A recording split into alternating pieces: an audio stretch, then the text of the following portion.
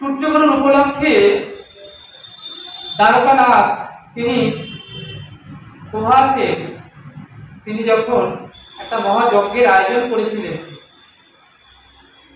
তা একদিন দেবশ্রী নারদ যখন বৃন্দাবনে এসেছিলেন, বৃন্দাবনের উপর দিয়ে যাচ্ছেন, দেখছেন বৃন্দাবন থেকে তাপ, প্রচন্ড তাপ।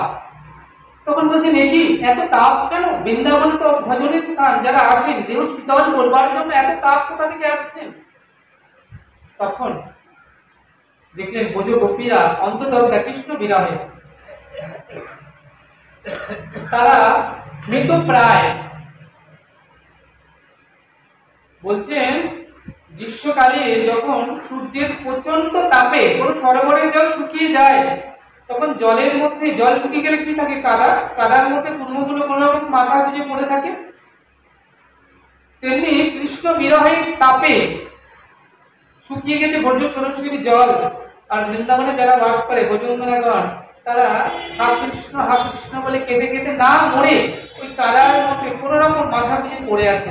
অর্থাৎ দেহটা আছে, চলছে, কিন্তু মনে হয় যেন দেহে প্রাণ নেই।